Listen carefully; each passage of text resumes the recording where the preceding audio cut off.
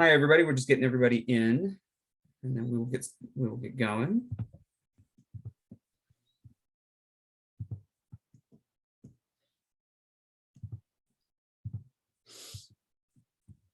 Okay. All right. I think everybody from the waiting room is in, and we'll have everybody else just join in as we go. So welcome back. Again, this is NeuroNights. My name is Kadar Hiremath. I'm with Ohio State's Chronic Brain Injury Program. And tonight we are welcoming back our speaker from last week, Dr. John Corrigan, to give the second half of his presentation on, brain injury as a chronic condition and sort of the management of all of that. So I really don't have any announcements except for that. Just as a reminder, we have our survivor speaker next week. And so come back for that, because that'll be a good one. We did some planning for it just the other day, and it looks like it'll be a really good and interesting story. And then if you did miss last week's presentation, it is on our website. You can just scroll down to the April month and you'll be able to find the link for that. We'll also have tonight's up there as well. So I think that's it. I'm going to get out of the way. Great. Well, thank you. Take it away. So I'm just going to show a few slides, and then, as I understand it, the second night of presentation is supposed to be more discussion and thinking about, applicable or actionable results of the things we've discussed or presented. So, last week you could say that if you melt it all down to a single line, it's like, there is good reason to be actively addressing brain injury throughout your life, because the more you address it, the better your outcomes will be.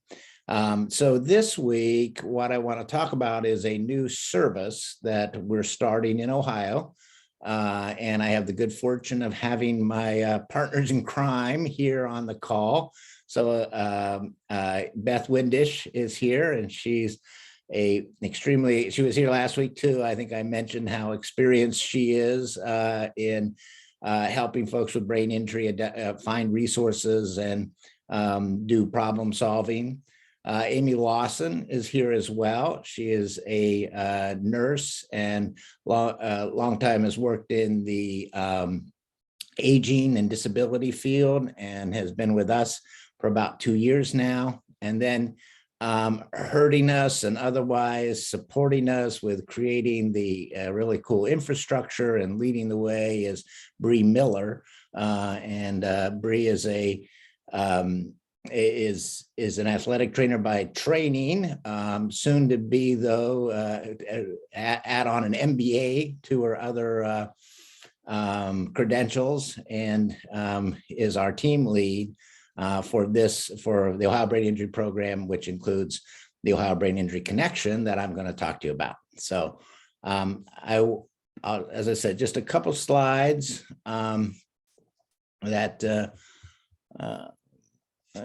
there we go. Assuming you can see that, let me know if there's Looks good, John. Good. So what we're going to talk about is this Ohio Brain Injury Connection, which is a program of the Ohio Brain Injury Program. So I want to give just a little bit of background. The Ohio Brain Injury Program was created in 1990 by the Ohio General Assembly. It created both the program and a companion advisory committee. So it's written in the Ohio Revised Code that this would be that exist. And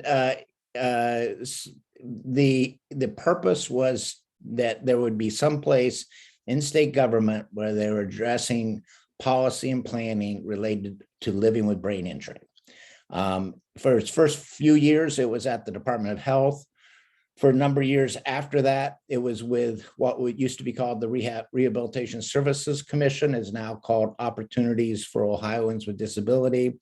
And then in 2013, at the request of consumers and the Advisory Council committee, the program was moved to Ohio State. to our Ohio Valley Center so that there would be more continuity in terms of staff with expertise in the issues around living with brain injury. So we've been at it almost 10 years now. I've covered this part, and we soon after taking over, we started a strategic planning process with both the advisory committee and other community stakeholders. We are in our second 5-year strategic plan now, and it outlines a number of goals and objectives, one of which included getting additional funding so that we could start a program like the one I'm going to talk to you about tonight. We do meet quarterly. The Brain Injury Advisory Committee does in Columbus, matter of fact, in the Ohio Union on High Street. But we do have virtual participation. Obviously, we were virtual during the pandemic, but we're back to in person, but we've combined virtual and in person. So if travel is difficult, that should not be a barrier. Before I finish, I'm going to provide you with some information about other ways you might get involved with the Ohio Brain Injury Advisory Committee. The new program is called the Ohio Brain Injury Connection. And we first took kind of quietly said our doors are open in late January, a so-called soft opening, and we have then been getting out the word since, and this is part of that. What the Ohio Brain Injury Connection is more than just information and referral, which the Brain Injury Association of Ohio, they have a helpline that does that. It is intended to help identify issues and resources that would apply to a specific problem or problems that a person's having at a given time. And in addition to maybe helping them identify and navigate resources for addressing that problem, there's also the opportunity for additional education and development of some self-advocacy skills and just overall strategies for improving one's health and achieving one's goals. So I'm getting a little ahead of myself. I apologize for that. I haven't done these slides this way before. One of its critical, philosophical foundations is that we're person-centered, and that by that, what we mean is that the wants and needs of the individual are going to drive what we do with the individual. It's a position. It's essentially it's a theoretical approach that says the individual is the expert about their life, and we are going to be resource advisors to them, and indeed that's what the staff are called, or resource advisors. And we're going to pursue as much as you're willing to in terms of some of the things we have to offer, but you don't have to sign on for it all either. It is probably, at its core, a lot of people will get involved because they want assistance accessing services. As I've said, it's more than information and referral, more than INR, but it's not quite as long-term and in-depth as a comprehensive kind of case management. It's kind of more problem-specific case management. And as I've said, there will be quite there are opportunities for both education and personal growth if one chooses. We will work with individuals with brain injury, with their family. It can include a professional with the permission of the person with a brain injury. If there's a professional who's wanting to learn how to better help or assist an individual. As I said, navigating resources will be a big part about it, but also we will help you identify kind of the nature and extent of your lifetime history of brain injury and how that may have interacted with other, kind of the development of events over the course of your life. We'll can assist in developing skills and knowledge about self-advocacy, your ability to say clearly to a professional you're working with or someone else, what's happened to you, what the implications of your brain injury are, and most important, what kinds of things help you take advantage of working with someone, whether it's what kind of accommodations or compensatory strategies work for you. We can also help you identify opportunities for optimizing your brain health. We talked about this a bit last week, but those lifestyle changes that can make a difference in terms of getting the most out of current function now and over time. And we'd hope that as a part of being involved with the Ohio Brain Injury Connection, that you'd be in a better position afterwards to both articulate long-term plans and what kind of steps you're going to take towards achieving those, including what role the Ohio Brain Injury Connection can play in that. So a few of the characteristics. This is a virtual program. It's not in person. It's provided by our program staff who you met here tonight. We will serve the entire state of Ohio. As I said, our staff are called resources advisors, and they do have quite a bit of experience in terms of identifying community-based services and understanding what brain injury is about. We'll take referrals from anywhere in Ohio, by self-referral, by any agency. We ask if any professional is making a referral that they've asked for permission from the individual to make that referral, and aren't doing it without their knowledge. There is no cost, zero cost. That's it, period. And we will eventually be evaluating how well we do as a program, and we would like to be able in the future be able to go back to the General Assembly and be able to get funding to continue to grow. We think whether the budget we have now will only serve us so much, but the participant satisfaction with interacting with our resource advisors, their participants' satisfaction with the extent to which they're participating in their community, and how that changed over the time they were involved with us, as well as potentially any not negative consequences that were avoided, which from the General Assembly's point of view might have had high costs.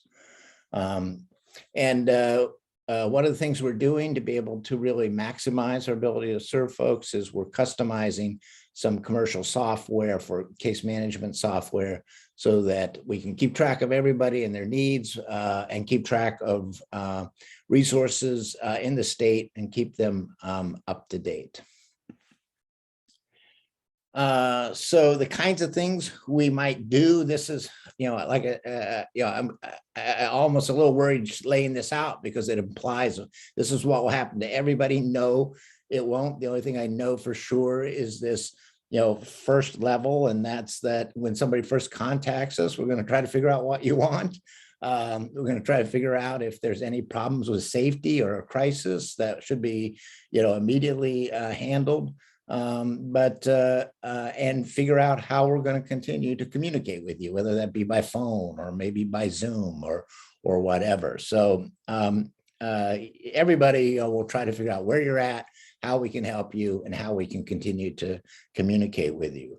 But then after that, the kinds of things we might do is engage in this lifeline exploration that I mentioned of the role of brain injury in your life, identifying accommodations that you might need is for neurobehavioral issues, identifying these brain health opportunities, lifestyle changes that might optimize your brain health over immediately and over time, and then assisting in articulating short and long-term goals. So again, to what extent somebody would be involved in all these will depend on the wishes of the individual. So here's how you would get a hold of us. I think there's a song that's somewhere in the back of my head about, any way you want to reach us, but you can call, you can email, or you can go in through our Ohio Brain Injury site, and we'll make sure that KDAR has these, so that if anybody couldn't grab it tonight, that you can get this information. So that's the Ohio Brain Injury Connection. Back to the Brain Injury Advisory Committee. We are looking for involvement from people who have lived experience, who've incurred a brain injury, know what it's like. So that if you have interest, and one easy thing to do is to get involved with the advisory committee meetings. They are open to the public. We meet, as I said, at the Ohio Union. These are our dates going forward in 2022. We have one coming up next week.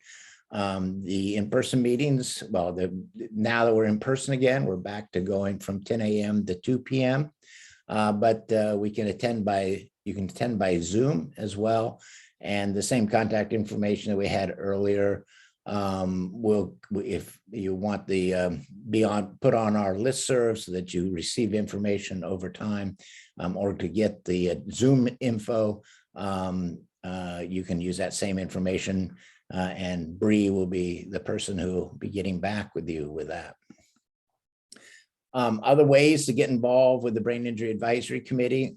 We have 4 standing work groups: services, education and training, data and communications. They tend to meet monthly for an hour by Zoom. All of it is virtual. So if there is, you have any interest in any of these ways of getting involved, or just receiving email from us so that you know what's going on, this is the note, you can send it and Bree will pick up on it and add you to our mailing lists, etc. So I think that's all I wanted to say tonight, and at least with slides, and am wide open for questions and discussion and whatever comes to mind. Thank you, John. Yeah, these are really, really important programs. So I think if we have the option to, stick around and ask some questions, I think we should. If anybody has a burning question, go for it. Otherwise, you know me. Yeah, my list. All right. Okay, I will go first. So I'm kind of curious, John, and maybe these are a little bit more academic questions, but you're kind of splitting the gap between INR services and case management with the Brain Injury Connection, right? So you're kind of blending the two things. I'm curious, has that been tried in other places? What's sort of the history of that type of approach? So in other states, and in quite a few other states, they've stood up similar programs. Matter of fact, some of them going back quite some time. So it's new to us in Ohio, but it's not new to the brain injury community. We're trying. In my mind, I have the number 24 states may already have a program that's called resource facilitation. But that's in the brain injury jargon, that's what they'd call this program. But they vary quite a bit. They vary in how they're structured and exactly what they do. But I think the commonality is that you're anytime post any kind of brain injury and you feel like you need some help, to get to a point, to a place where you other than where you are right now, where would I turn? And this is where you turn. If all you would need is like, how do, who do I call about applying for, I don't know, a communications card from an aphasia card, ID. Well, the Brain Injury Association of Ohio's INR would have, that phone number or website for you.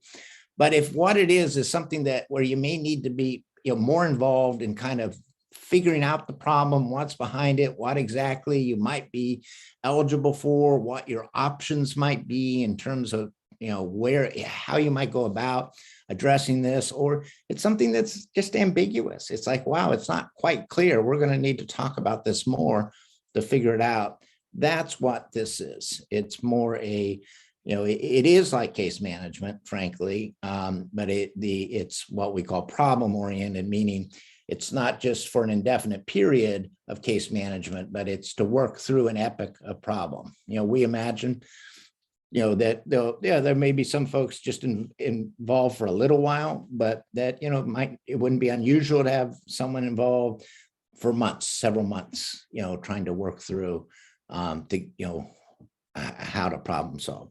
Beth, you've been doing this kind of work for a long time in a couple of our programs. Do you have a better way of putting it than I've done?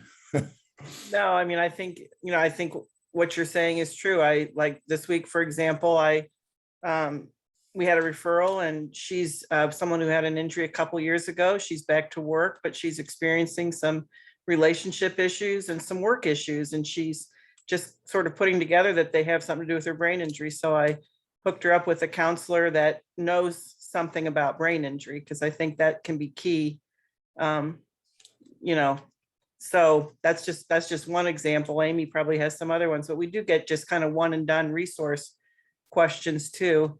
Of course, some of your more longer term problems involve housing, supportive housing, supported employment. I've got a couple that I'm working on with those issues too. So, but the key is that they're driving the car. I'm not driving the car. I'm doing a lot of listening, active listening, and trying to make sure that I'm helping them identify what they want to work on. And then that's what we're working on, kind of one thing at a time.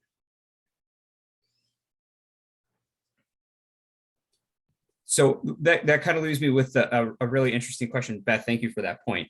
So sometimes you say you get like a one and done, sort of very simplistic or simple answer, right? Sometimes it's nice to have a simple answer, right?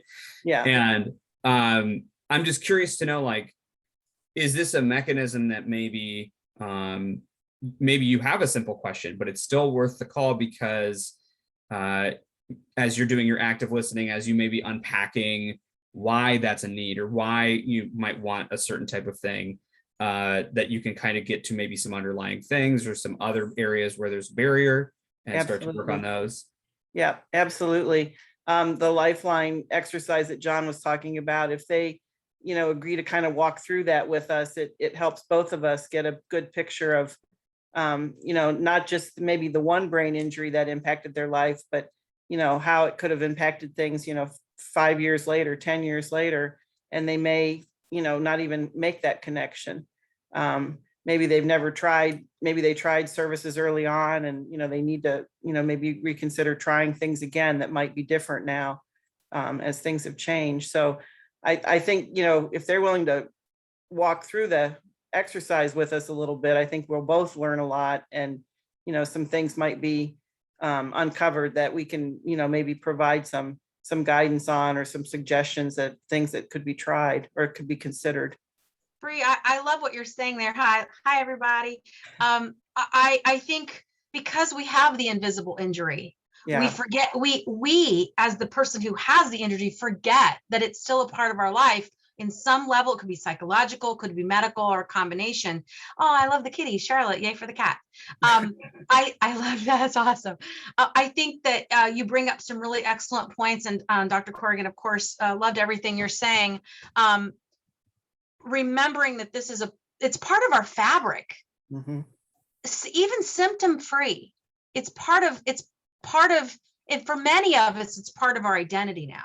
I'm not saying that's true for everyone, but for many of us it is. And so for you to help us remember to revisit that invisible injury as a root cause of other complications in our lives, I think that's an excellent point. Thank you for sharing that. Absolutely.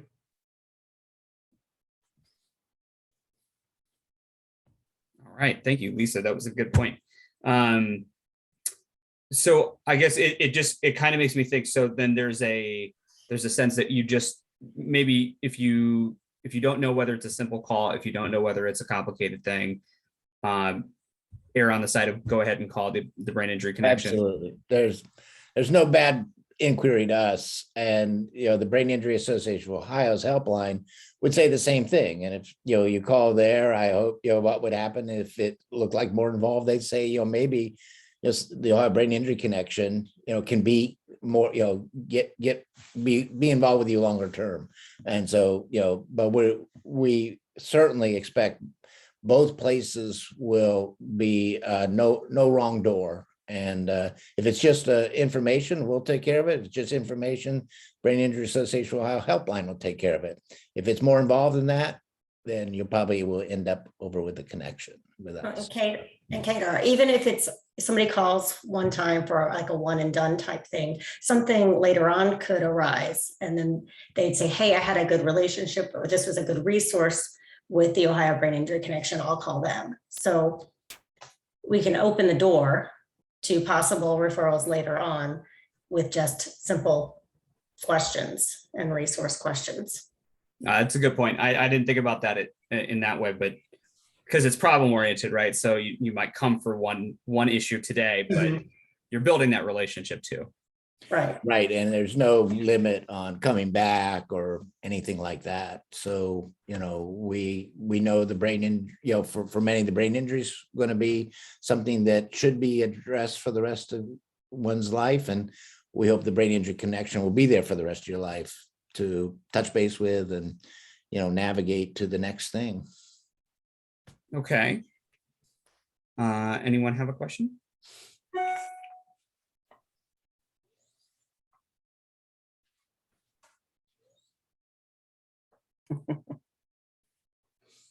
All right, I have a whole list. So, okay, so there was another slide that said you were interested in kind of going through that lifetime history of TBI. Oh, you know what? We just answered that question because you're unpacking a lot there. So how about this? So is there a role for survivors to help in this program? Right, we talked about maybe joining the Brain Injury Advisory Committee, but what about the Brain Injury Connection in and of itself?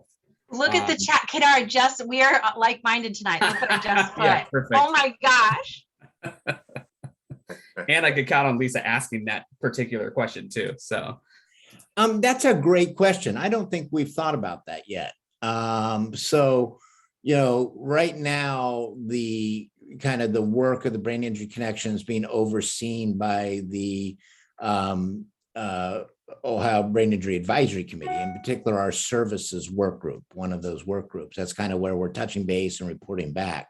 And so it would certainly be wide open to get involved with that work group or the Brain Injury Advisory Committee. But whether in time, and it's possible that if this grows enough, that we would need to have our own advisory kind of involvement and leadership.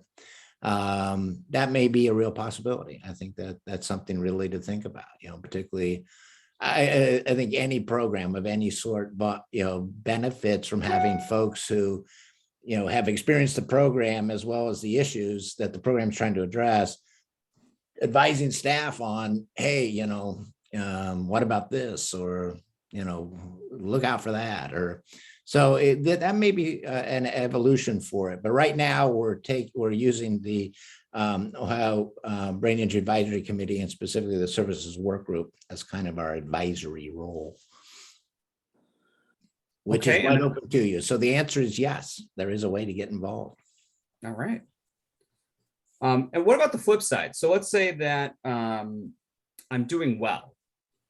Maybe I'm in a good place. It's, or a stable, I have no reason to call necessarily, right? experiencing a problem. Is there still a reason to participate? I'll give the staff a chance to answer this, to think about this while I give my answer. My answer would still be yes, if you're curious about a few things. One thing is just, sometimes, we have had a major brain injury, but we won't realize that there were some other less severe injuries, maybe earlier in life, that could have set a stage for what happened even with the more major brain injury. So even if you're kind of aware of this, what we sometimes call the index injury, the big one, there may be actually a series of events that is worth understanding, and it may not be a traumatic brain injury. It might have been some other way that the brain was being affected.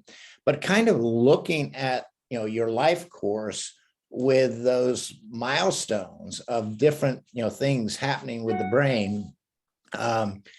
We know from having run for a long time now, we've run just here in Central Ohio, a case management services for persons with substance use disorders and brain injury. And that's where this exercise kind of was born. And we know that people find it very useful, that even if they think they know their history, that looking at it in that way provides more insight. The other thing is, have you fully explored, maybe all the accommodations for, cognitive things like, attention and memory and that kind of thing that would be useful. Have you had chances to talk them through? And then finally, the other area is, lifestyle. Are you doing all the things to maximize your brain function? Where might you get, some little extra leverage in terms of, staying sharp and resilient, by a change, in lifestyle. So I think that even, if you feel like, the major life things are going pretty well, this might be an opportunity to learn something more, about fine tuning, your management of your brain injury. I love it. There's always an opportunity to level up, right? I'm going to piggyback on that a little bit. I used to work at the TBI network, and we used to get a lot of referrals from the justice system, probation department. And a lot of those folks might have had like an index injury, but then when you sat down and kind of talked through their life, they had all these other injuries, and you could just see kind of the light bulb go off as they thought about maybe the times they took bad hits in football, or maybe they were in multiple bar fights and they were knocked out. And when they think about that and kind of add that up along with the other things, then it kind of makes an impact on them. Well, maybe I'm more impaired than I realize, and there's more things I can do to help myself. So it wasn't just a one-time injury. And I saw that many times. And John, we did a prison study, and that's the other place it really became apparent was, some folks didn't even think they'd ever had an injury. And then when you talk through things with them, they realize, oh my gosh, I have had some significant injuries. Victims of domestic violence is another one. They might never have thought of themselves as having a traumatic brain injury or a serious one. And yet when they add up the many episodes of violence that they survived, they truly did. So. Beth, that takes me to another question, very predictably. Special populations. So you talked about two there, right? Those that are incarcerated and those that have experienced domestic violence or maybe interpersonal violence broadly. Does insurance matter? Does that specific or maybe unique or niche experience matter? Or is there just the sense of we'll solve it regardless of where you're coming from? Let me take that. So I'm not sure what you meant by insurance matter. I mean, this is free. It's absolutely free. There's no with insurance free. This is just free. Did I say free? This is free. There is no fee. That's what. There is no FEE in free, or there is. Well, wait a minute. Okay, stop, John. But the domestic violence is an interesting aspect in that We received a small amount of additional funding from the American Rescue Plan that was recently passed.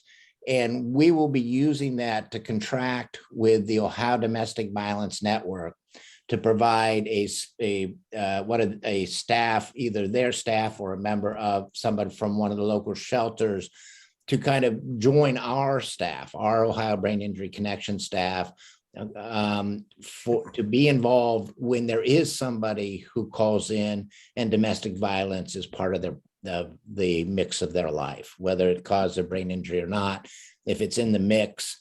And our eventual goal is that our staff would be well informed and capable in terms of dealing with domestic violence, and our staff does have some experience there, but that the domestic violence staff would learn about brain injury. So we're kind of going to do things together maybe at first, and then to do that kind of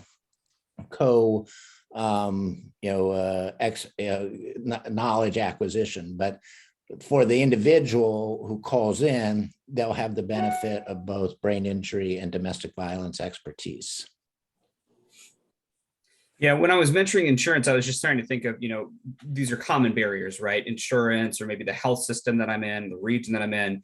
And it really seems like, again, those are not going to be barriers for you in this program. You could be coming from maybe feel like you might not be represented well in the brain injury community because of it's a unique story, right? But again, it sounds like those parts don't really matter. You're able to get in and receive these benefits. Right. And I mean, as long as you can get to a phone, that will be the only access barrier. You won't have to travel somewhere. You don't have to have a computer to do Zoom. We'll be capable of computers and Zoom.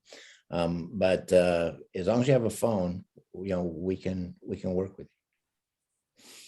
Okay. I'm like, where's the catch? Sounds great. The catch obviously is that none of these things we're talking about are easy, which is probably why it is important that you have somebody with expertise you can bounce ideas off of and talk to, and maybe, get an angle that you haven't thought of before. Because it's not just a matter of I'll make a call and this problem will be solved. It's never that easy. So that is the catch. These are hard things we're talking about, but at least now you have somebody with some expertise, who can join you to reach that goal. All right, folks, I've asked a lot of questions. I'm finished with my piece of paper. We have brought Kadar to silence. Is that it's a tough thing.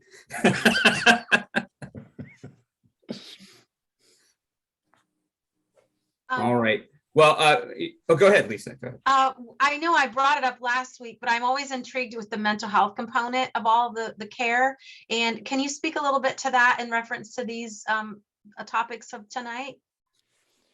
Yeah, so you can hardly be involved in brain injury and not be have some expertise there, because there is a lot of overlap. Obviously, mental health problems can lead to brain injury can lead to mental health problems. So Beth is a licensed independent social worker with some 35 years, I believe, in the field. Amy is a nurse, has been working in, both the, not just the disability side, but in, with behavioral health issues. I just think that we'll probably always have staff who have behavioral health expertise because it's hard not to. And Amy, I don't know, I may not have done as much justice for your background because I've worked with Beth longer. It's okay. I also have a master's in counseling and psychology. There we go. I've done counseling, yeah, as well. So it is part and parcel. You can't really do brain injury rehabilitation and leave out the behavioral health side. Great. Thank you for that.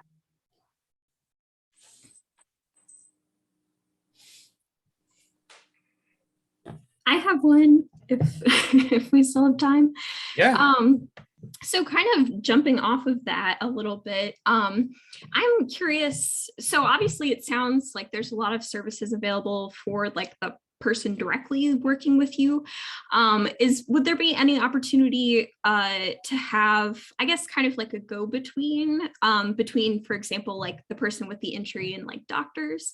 Because I know for my specific case, just thinking about that, sometimes like explaining some of these like chronic health conditions that I have because of my brain injury or things like that can be difficult, especially when I'm almost seen as like uneducated in comparison to a doctor or something like that, right? I'm a little bit less believable in some ways. So was just curious if you had any input.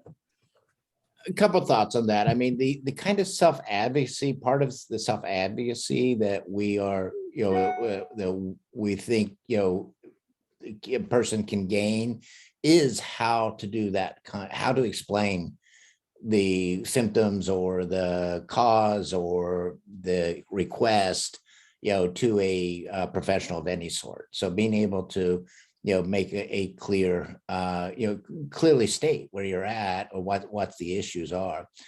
We are also open, to that, joining you for a session, if it obviously still has to be virtual, it has to be phone or Zoom, and with the permission of the professional. But the idea that we might work in tandem, we've said from the beginning, is part of what we'll do. The program that Beth was the first director of, we used to talk about, the part of our role was to be the hub in the spokes of a person's various professional involvements, so that, if, that, all the professionals working with you, whether they know it or not, they're on a team. It's just, they may not be communicating.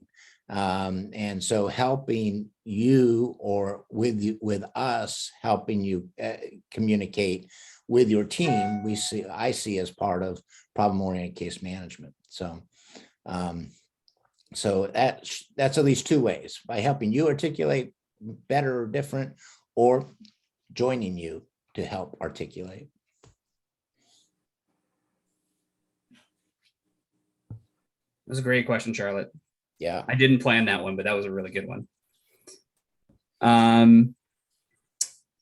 Anyone else?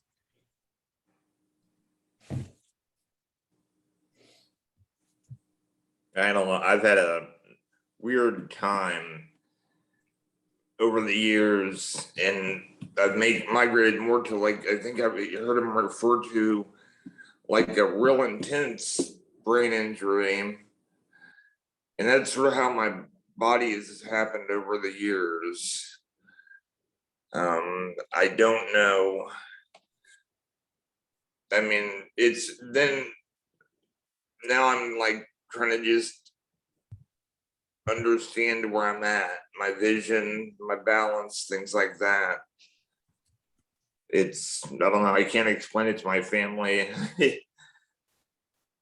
There's not much of my family to begin with, but they don't dislike it. They just don't understand it.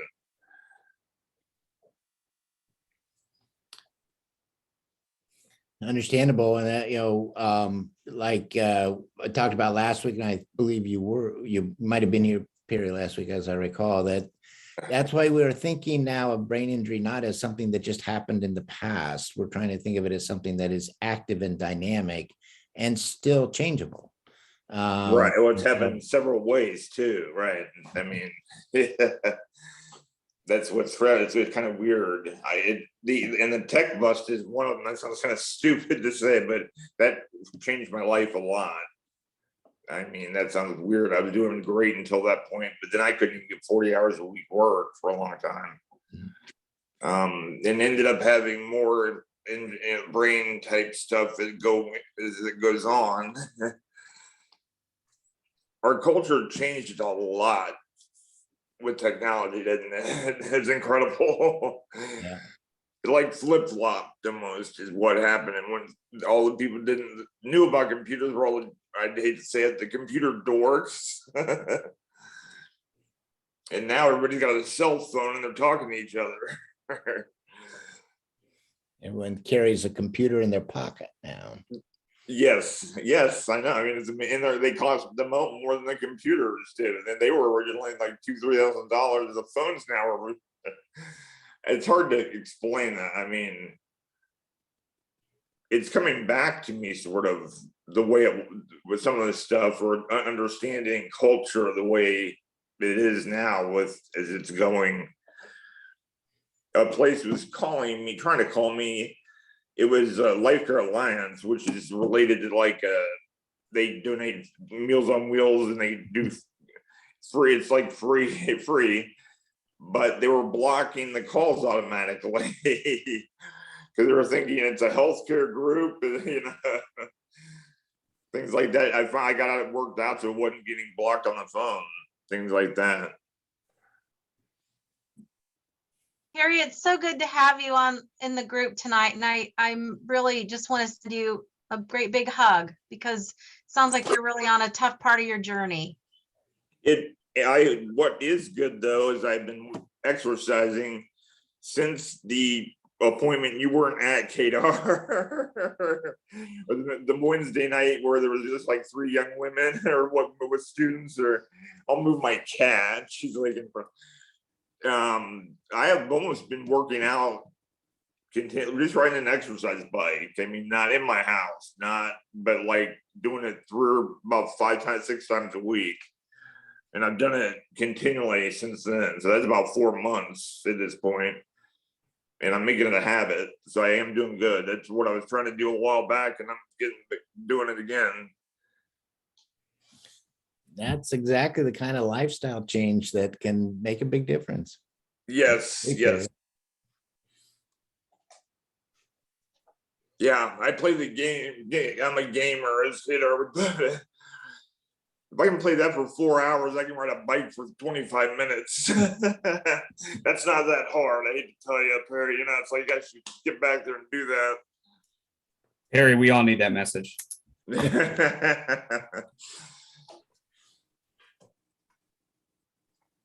All right. Any last questions for our group tonight? No, I may be contacting them, or I'm dealing with Greenleaf, which is also another group you had in one night, and I may talk with him about possible with that. Give us a call, Perry. Okay. I'll look at your webpage. Perry, that's awesome. I'm glad to hear that you're following up with a couple of the places that we've had in here. That makes me feel like we've had the right kind of programming. Yeah. I mean, it's been interesting, and that it is. I lost, believe it or not, everybody's talking about gaining weight during the pandemic, and I lost like 30-40 pounds. Don't rub it in. Oh, Yeah.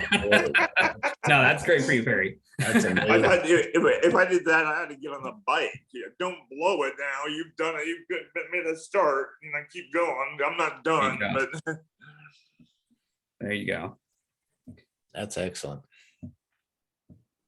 Well, all right. I think we might just end a little bit early tonight, just a couple minutes early.